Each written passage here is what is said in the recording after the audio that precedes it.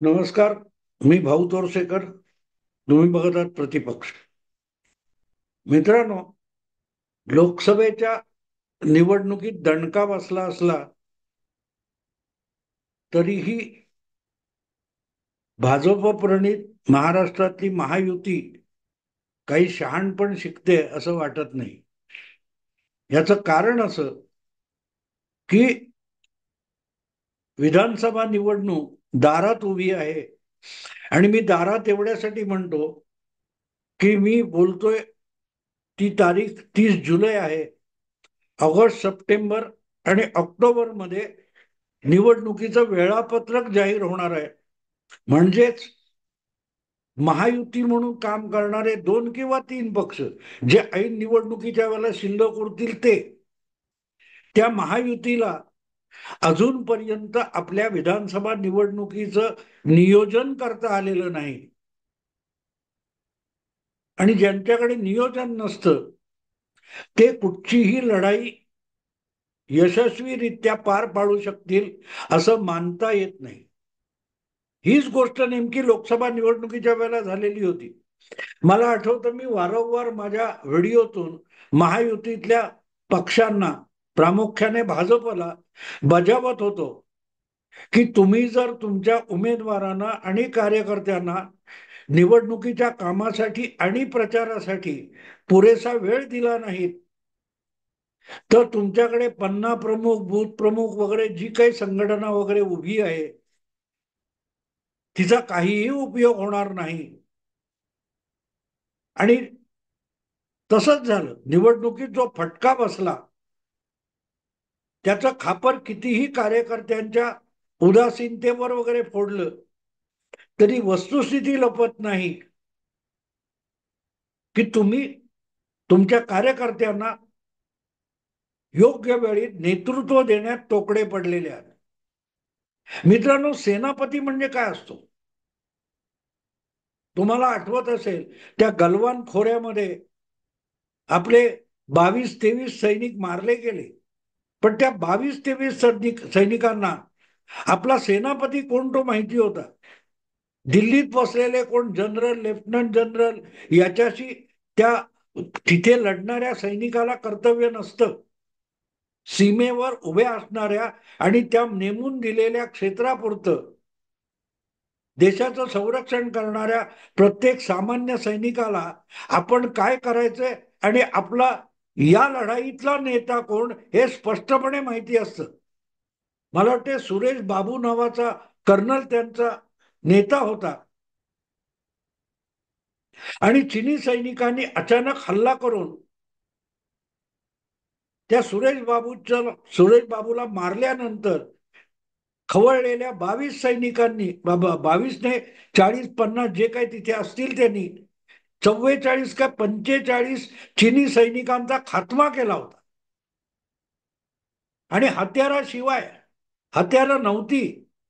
जी लढाई गलवानची झाली असं म्हणतात, त्या गलवानच्या लढाईमध्ये दोन्ही बाजूनी हत्यारांचा वापर झाला नाही. आणि हत्यारं नसताना भारताचे सैनिक दुपटीने चिनी सैनिकांना मारतात. याचा चिनी सैन्याला आणि चिनी सरकारला इतका धसका बसला की आपल्या मृत सैनिकांचे मृतदेह सुद्धा उचलून नेताना चीन दचकलेला होता. सांगायचा हेतू असा की तिथे गलवान खोऱ्यामध्ये त्या एका मर्यादित जागी जी लढाई होते ती लढाई दिल्लीत बसून लढवली जात नसते, तर त्या बॉर्डरवर, त्या सीमेवर, त्या क्षेत्रापुरती लढवली जात असते. आणि त्या क्षेत्रावर आपला सर्वोच्च सेनापती हा कर्नल सुरेश बाबू आहे हे त्या सैनिकांना माहिती होतं. आणि त्याला धक्का लागल्यानंतर खवळलेल्या भारतीय सैनिकांनी आपल्या जीवाची पर्वा केली नाही. आपल्याकडे साधनं, हत्यारं काय त्याकडे बघितलं नाही आणि चिनी सैनिकांचा फडशा पाडला होता. निवडणुकीची लढाई त्यापेक्षा वेगळी असते असं मी मानत नाही. प्रामुख्याने लोकशाहीच्या ज्या निवडणुका असतात त्या सभागृहाच्या निवडणुका असतात आणि सभागृहाचे जे सदस्य असतात त्या सदस्य संख्येनुसार मतदारसंघ म्हणजे तिथून निवडून जाणारा प्रतिनिधी हा उमेदवार असतो. पक्षातर्फे कार्यकर्ता लढत असतो, पण कार्यकर्त्याला आपला या क्षेत्रातला सेनापती कोण हे माहिती असायला पाहिजे. राज्याचा नेता कोण, राष्ट्रीय पातळीवर नेता कोण, पंतप्रधान कोण होईल, मुख्यमंत्री कोण होईल, याच्याशी कर्तव्य नसतं. मला इथे कोणाला निवडून आणायचंय, आणि ते कमीत कमी काही महिने तरी आधी माहिती असलं पाहिजे. निदान महिना दीड महिना माहिती असलं पाहिजे. इथेच भारतीय जनता पक्षाची आणि महायुतीच्या पक्षांची सगळ्यात मोठी घोडचूक झाली. कधी कधी वरिष्ठ नेत्यांचे निर्णय चुकीचे असू शकतात. उद्धव ठाकरे यांनी सांगलीमध्ये चंद्रहार पाटील या उमेदवाराला लादण्याची चूक केली, ही वस्तुस्थिती आहे.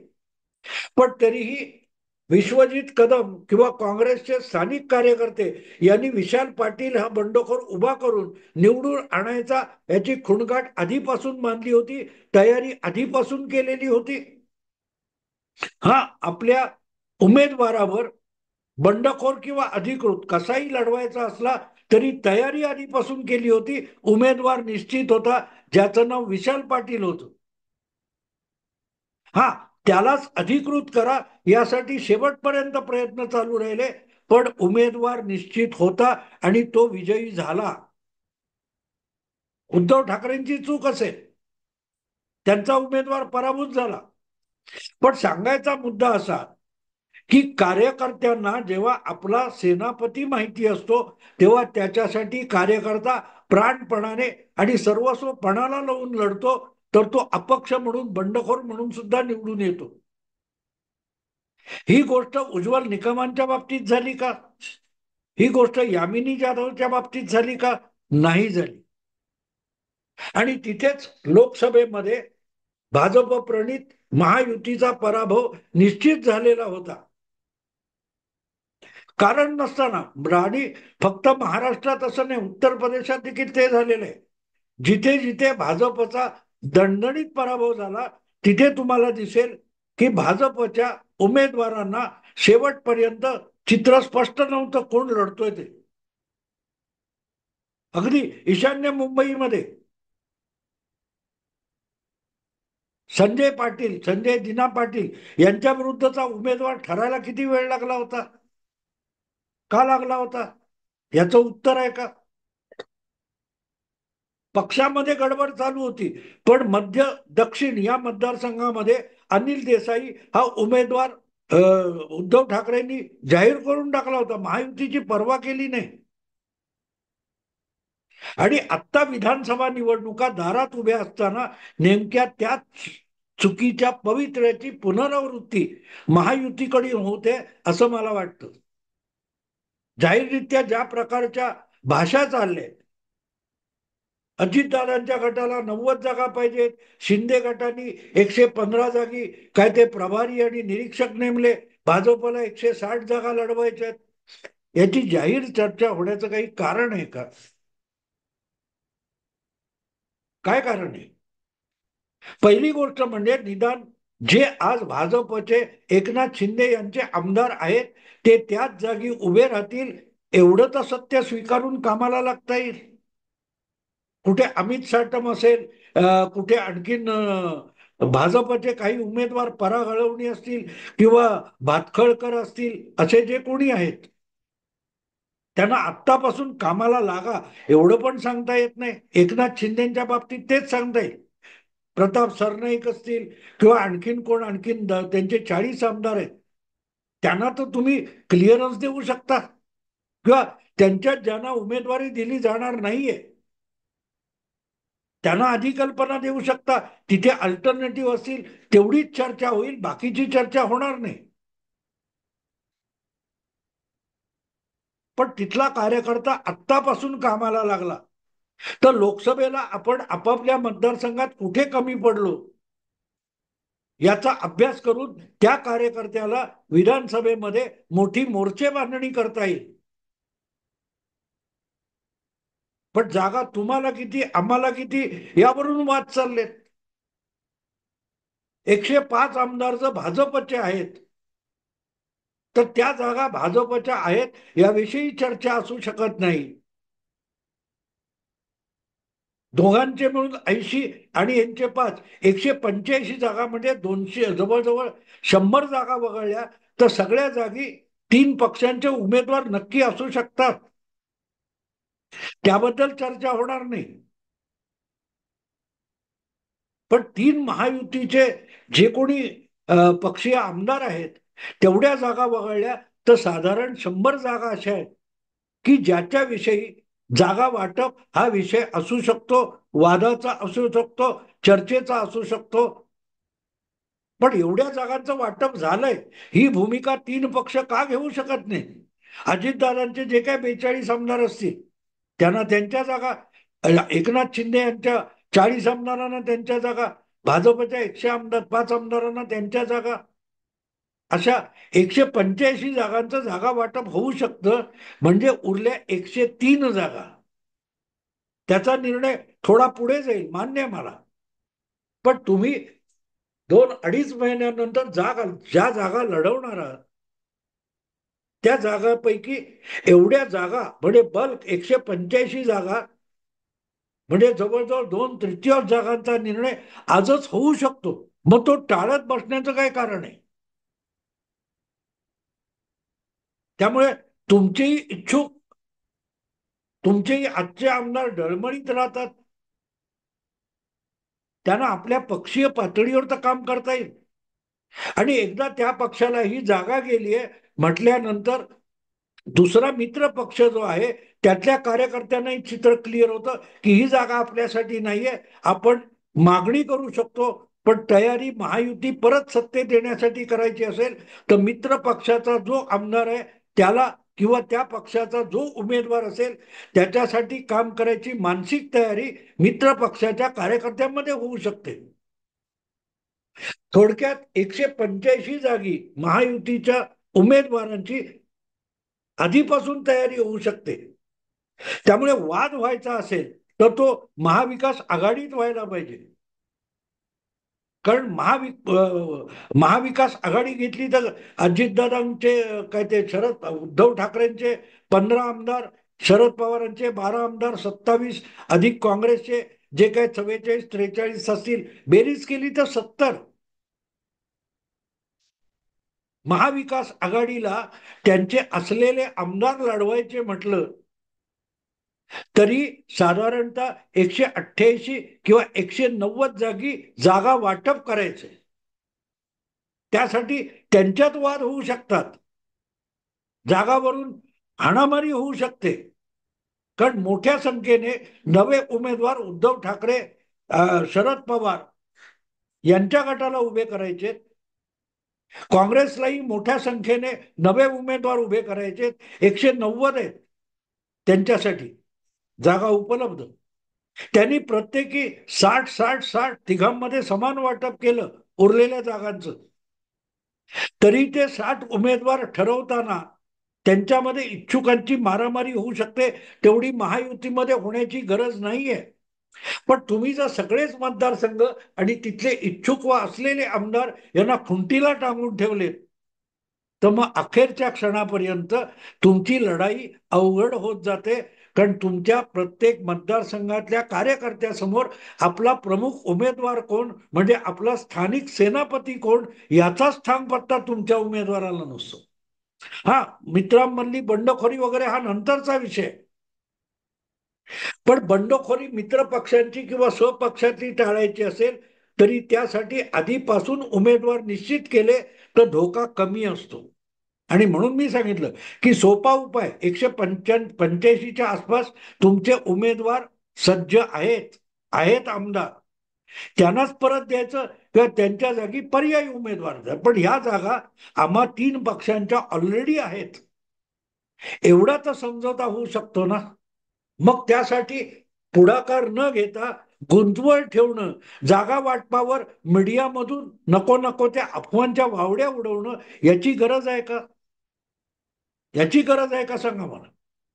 जर या 3 पक्षांचे 185 आमदार आहेत तर त्या जागा वगळता उरलेल्या जागांचं वाटप होऊ शकेल, हा किमान पक्षी समझोता महायुतीमध्ये आज मी बोलतोय त्याच्या आधी होण्याची कोणाला काही हरकत नव्हती.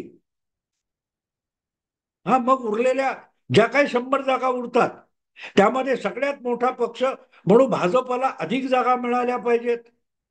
मग त्या 40 असतील 45 असतील त्या दिल्यानंतर उरलेल्या 60 जागापैकी 30 जागा मित्र पक्षांना द्यायच्या, हा वादाचा विषय असू शकतो, नंतर होऊ शकतो.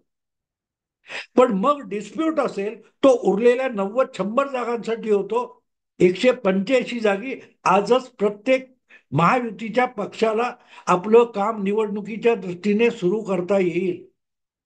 भले त्या पक्षाला तिथला उमेदवार नक्की करता येणार नाही, पण कार्यकर्ता कामाला लावता येतो ना.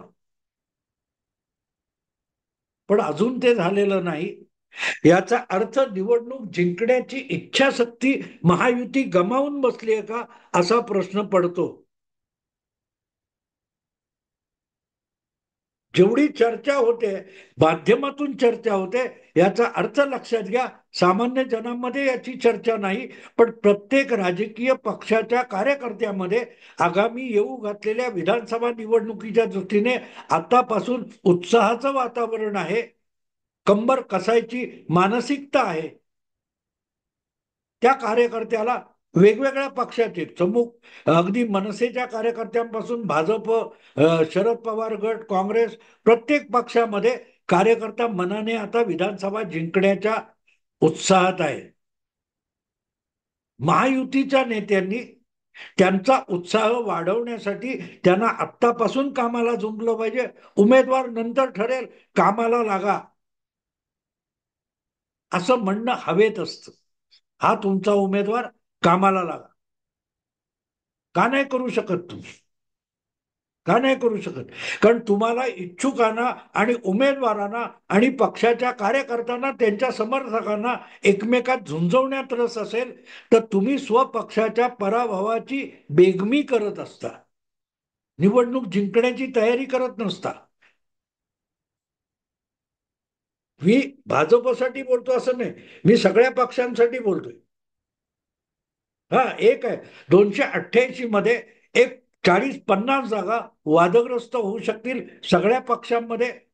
प्रत्येकी अशा 40-50 जागा असतील की जिथे इच्छुकांची झुंबड आहे, अर्ज तिकीट मागणारे जास्त आहेत, ठीक आहे. पण उरलेल्या जागा प्रत्येक पक्षासाठी मोकळ्या आहेत. आधीपासून तयारी केलेले कार्यकर्ते आहेत, त्यांना निश्चित मनाने कामाला लागा असं सांगता येईल. जर मी सांगतोय त्या पद्धतीमध्ये आत्ता आमदार आहेत त्या त्या जागा त्या पक्षाच्या, तर युतीसाठी निवडणूक सोपी होते. निवडणुकीची प्रक्रिया आत्तापासून सुरू होते. पण तेवढे आमदार किंवा तेवढ्या जागा आत्ता महाविकास आघाडीच्या 3 पक्षांकडे नाहीयेत. त्यांच्याकडे फार तर 70च्या आसपास आमदार विद्यमान आहेत आणि त्यामुळे त्यांच्यासाठी जवळजवळ 200 जागा हाणामारीच्या आहेत, जागा वाटपाच्या आहेत आणि त्यामुळे इच्छुकांच्या मारामारीच्या जागा आहेत.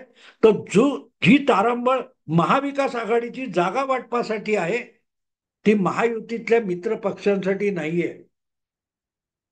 मग त्यासाठी उगाच विलंब करून, वेळ काढूपणा करून, आपल्या समोरच समस्या वाढवून घेत विधानसभेची निवडणूक सुद्धा खुंटीला टांगल्यासारखे महायुतीचे नेते वागणार आहेत का, हे त्यांचं त्यांनी ठरवावं. मी एक राजकीय विश्लेषक म्हणून तुमची जमेची बाजू काय आहे तेवढंच सांगतो, सल्ले देत नाही. कारण ज्याचे परिणाम किंवा दुष्परिणाम त्या त्या नेत्यांना, त्या त्या पक्षांना भोगायचे, त्यांनी माझ्या किंवा इतर कोणाच्या सल्ल्यानुसार चालण्याचं बिलकुल कारण नाही. कदाचित त्यांना वाटत असेल की विषय खुंटीला टांगून ठेवला की निवडणूक आपल्यासाठी सोपी होईल, तर जरूर खुंटीला टांगून ठेवा आणि त्याचे सुपरिणाम किंवा दुष्परिणाम तुम्ही भोगणार. पण माझा जितका राजकीय अभ्यास आहे किंवा निवडणुकांचा अभ्यास आहे त्यानुसार मला असं वाटतं की जितकी आधीपासून तुम्ही लढण्याची तयारी करता तेवढं तुमचं यश अधिक पक्क होत जात असतं. आणि ते यश पक्क करण्याचा सरळ सरळ मार्ग असा असतो की जितक्या जागा आधीपासून तयारीच्या असतात तितक्या जागा सोप्या होत असतात. सोप्या होत असतात. त्या उशिरापर्यंत केलं का उज्ज्वल निकम यांची जागा जशी किरकोळ मताच्या फरकाने गमावण्याची पाळी आली, किंवा वायव्य मुंबई, उत्तर पश्चिम मुंबई, रवींद्र मायकर असे काठावर निवडून आले, पराभूत घोषित झाले आणि फेरमोजणीत काय 48 वगैरे मतांनी सुटले. ती जागा पण आधीपासून तयारी केली असती तर निदान 1,500-2 हजारांनी अधिक मतांनी जिंकता आली असती. अमोल कीर्तीकर सारखा एक नवखा उमेदवार सुद्धा तुम्हाला जेरीला आणू शकला, याचं कारण त्याची उमेदवारी निवडणुकीचं वेळापत्रक जाहीर होण्याआधी झाली होती. बाप शिंदेबरोबर गेला म्हणून मुलाला उद्धव ठाकरेंनी 6 महिने आधी उमेदवारी देऊन टाकली होती. अमोल कीर्तीकर हा 6 महिने आधी तयारी करत होता, तो दुबळा उमेदवार असून सुद्धा वायकर सारख्या तगड्या उमेदवाराशी मोठी टक्कर देऊ शकला. याचं कारण त्याला तयारी करायला, त्याला आणि पक्षाच्या समर्थक कार्यकर्त्यांना भरपूर वेळ मिळाला होता. महायुतीसाठी म्हणूनच निवडणूक सोपी आहे, पण त्यांनीच अवघड करून ठेवायची ठरवली, किंवा जागा वाटपाचा गुंतवळा अधिकाधिक गुंतागुंतीचा करायचा ठरवला असेल तर ब्रह्मदेव सुद्धा त्यांना मदत करू शकत नाही. सांगायचा मुद्दा सोपा आहे की विषय निवडणूक किंवा लढाई जिंकणं हे इच्छाशक्तीवर अवलंबून असतं आणि तितकंच तुमचं संघटना शक्तीवर अवलंबून असतं. पण संघटना शक्ती ही स्थानिक पातळीवर प्रभावी ठरवावी लागते आणि तिला प्रभावीपणे मदत करावी लागते. उमेदवार जितके आधी ठरतात, जागा जितक्या आधी ठरतात, तितकं कार्यकर्त्यांचं बळ संघटित आणि अधिक होतं. मित्रांनो, आता इथे थांबतो. आवडलं लाईक करा, शेअर करा, सबस्क्राईब करा. नमस्कार.